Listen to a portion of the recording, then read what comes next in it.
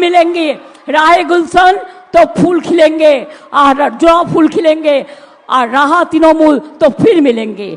93% यानी 93% मतदान प्रथम चरण में बंगाल में देखने को मिला है। मैसिव पॉल बोल सकते हैं।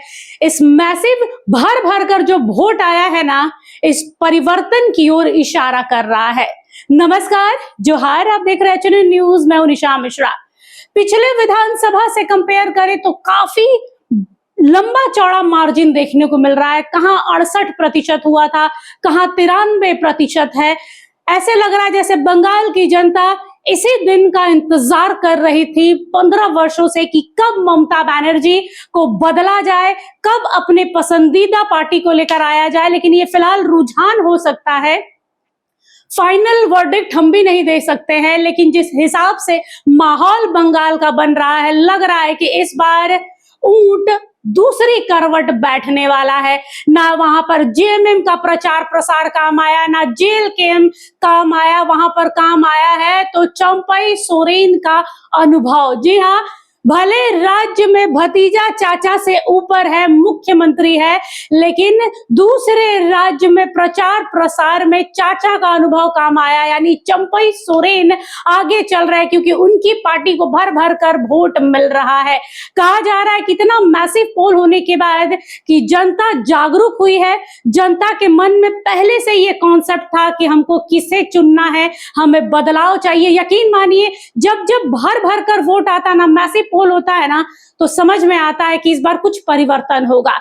हो सकता है कि ममता बनर्जी इस बार बहुत ज्यादा मतों से जीत जाए, हो सकता है इस बार भारतीय जनता पार्टी आ जाए, होने को कुछ भी हो सकता है। लेकिन परिवर्तन की आंधी थोड़ी तेज बह रही है, और बहे भी क्यों ना। लगातार यहाँ पर जहां ममता बनर्जी थी, वो चुनाव आयोग, सुप्रीम कोर्ट, हाई कोर्ट के दरवाजे खटखटाने में जुटी हुई थी, तो दूसरी ओर भारतीय जनता पार्टी जनता को रिझाने में जुटी हुई थी। अंतर यहीं पर समझ में आ रहा है कि ममता बनर्जी घुसपैठियों को बचाने में लगी हुई थी, एसआईआर को रुकवाने में लगी हुई थी, सुप्रीम कोर्ट में जा जाकर मोदी सरकार के खिलाफ आह्वान कर रही थी, तो वहीं दूसरी ओर भारतीय जनता पार्टी जनता के बीच घुसपैठ कर रही थी। उनके वोटर्स को, उनके जो कोर वोटर्स है, उनमें सेंध लगाने में जुटी हुई थी। कहते हैं कि जो जिला वाला हिस्सा है, वहां पे भारतीय जनता पार्टी की काफी अच्छी पकड़ रही है। शहरी इलाके में भी कई एक जगह छोड़ दिया जाए तो भारतीय जनता पार्टी कुछ खास कमाल नहीं दिखा पाती है, टीएमसी मजबूत रहती है। वो 29 तारीख को पता चलेगा। लेकिन फिलहाल आज की बात करें, प्रथम चरण की बात करें, तो 93% मतदान हुआ है। सुबह से ही बहुत आहिस्ते आहिस्ते कछुए की चाल में मतदाता चल रहे थे। कई जगह छिटपुट हिंसा देखने को मिली। टीएमसी भाजपा के कार्यकर्ताओं नेताओं के बीच में भिड़ंत देखने को मिली। हुमायूं कबीर को मार खाना तक पड़ा। टीएमसी के कार्यकर्ताओं ने उन्हें घेर लिया। दूसरे ओर भारतीय जनता पार्टी के जो नेता है शुभेंदु अधिकारी, नहीं, उनका नाम भी शुभेंदु है, उन्हें भी टीएमसी के कार्यकर्ताओं ने मारने के लिए दौड़ा दिया था। उनके कॉलर तक हाथ चला गया था। बहुत कुछ देखने को मिला। लेकिन कहते हैं ना, अंत भला तो सब भला, फिलहाल वही देखने को मिला है। सीधे हम कोलकाता फोन करते हैं अपने पॉलिटिकल एक्सपर्ट को और जानते हैं कि आज के 93% मतदान का क्या राज रहा है, क्या इम्पैक्ट पड़ा है जनता के ऊपर। इस वक्त हमारे साथ फोन लाइन पर कोलकाता से हमारे एक्सपर्ट जुड़ चुके हैं, अशोक पांडे। बहुत बहुत जोहार सर। जोहार सर, प्रथम चरण के चुनाव आज संपन्न हुआ है 6 बजे तक। 93% वोट हुए हैं मतदान। कैसे देखते हैं इसे? ये लोकतंत्र की जीत है। लोकतंत्र जितना मजबूत होगा, लोग जितने सजग होंगे, उतना अधिक वोट पोल होगा।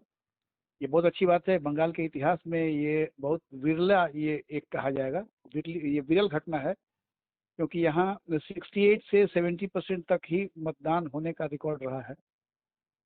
तो ये 90 के ऊपर ये मतदान होना, ये बताता है कि मतदाता जागरूक हुए हैं। और कहीं ना कहीं एसआईआर का लोगों पर असर भी देखा जा सकता है, क्योंकि एसआईआर के बहाने लोगों को जो समझाया जाता था पॉलिटिकल पार्टीज की ओर से कि अगर आपने इस दफा वोट नहीं दिया, या अगर आपका नाम मतदाता सूची में नहीं है, तो हो सकता है आपकी नागरिकता खत्म हो जाए।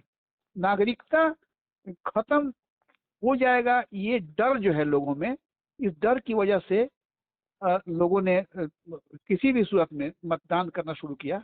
और थैंक्स टू इलेक्शन कमीशन, जिसने हर दबाव के बावजूद शांतिपूर्ण तरीके से मतदान कराने में सफलता हासिल की है। सर, आपको नहीं लगता है कि एसआईआर हो या ज्ञानेश कुमार का जो भी उनका पूरा हाल रहा है फिलहाल चुनाव के दौरान, वो एक अपनी ओर है, लेकिन जनता में भी कहीं ना कहीं ममता को लेकर एक खटास है? देखिए, ऐसा है कि 15 साल की जब सरकार हो जाती है तो उसके खिलाफ एक एंटी इनकम्बेंसी होता ही है। सरकार के खिलाफ लोगों में आक्रोश होता ही है। तो एंटी इनकम्बेंसी तो जरूर रही है, लेकिन मैं बताऊं, बेसिक एक गड़बड़ी हुई है इस बीच। बेसिक गड़बड़ी ये है कि ममता बनर्जी यहाँ चुनाव घोषित होने के साथ ही उनको उनके मतलब चयन में कहीं गड़बड़ी हुई है। वो चुनना चाहिए था, उनको लड़ना किससे है? तो लड़ना उनको चाहिए था अपने प्रतिद्वंदी पार्टी से, बीजेपी से।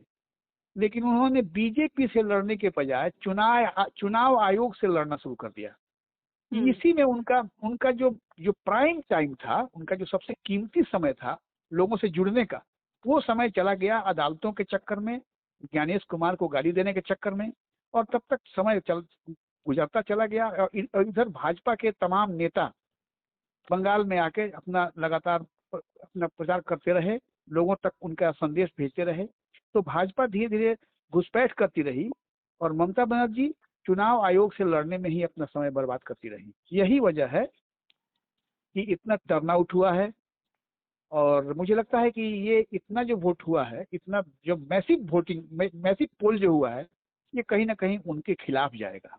एक चीज और है सर कि लोग कह रहे हैं कि इस बार चंपई हेमंत पर भारी पड़ गए, क्योंकि चंपई सोरेन भाजपा के लिए प्रचार प्रसार करने गए थे और हेमंत सोरेन ममता बनर्जी के लिए। तो कहा जा रहा है कि भले राज्य में हेमंत सोरेन उनसे ऊपर चल रहे हैं, लेकिन दूसरे राज्य में चाचा भतीजे पर भारी पड़ा है। निशा जी, मैं बताऊं आपको एक बात कि हेमंत सोरेन बंगाल में कोई फैक्टर नहीं है। इवन आपके यहाँ एक और पार्टी है JLKM, उनके भी लोग यहाँ आए थे, कहीं कहीं पुरुलिया में 2-3 जगह आजमाए थे ताकत। लेकिन ये वो जगह है, बंगाल बहुत क्रिटिकल जगह है। यहाँ की राजनीति बहुत जटिल है, झारखंड की तरह बहुत सरल सहज नहीं है। ये बहुत जटिल राजनीति है यहाँ की।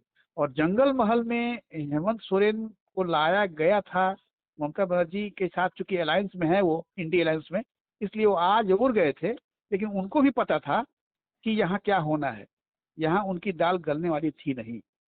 तो वही हुआ। लेकिन चंपई सोरेन चूंकि बीजेपी के साथ हैं, और चंपई का भी बहुत बड़ा प्रभाव नहीं होने वाला है। लेकिन चूंकि बीजेपी के साथ हैं, इसलिए वो जहां जहां भी गए होंगे, जहां जहां उन्होंने लोगों से संपर्क किया होगा, उसका कुछ ना कुछ असर लोगों पर जरूर हुआ होगा। तो ये धन्यवाद। आप ये कह सकती हैं जी, कि हेमंत के मुकाबले यहाँ चंपई थोड़ा भारी पड़े हैं। भारी पड़े। उनका अनुभव काम आया होगा सर, लंबा जी इतिहास रहा है उनका। जी, बहुत बहुत जरूर। शुक्रिया। बहरहाल तो देखा आप लोगों ने, अभी सिर्फ प्रथम चरण का चुनाव कंप्लीट हुआ है। दूसरा चरण 29 तारीख को होना है, जब शहरी इलाके के मतदाता जागेंगे।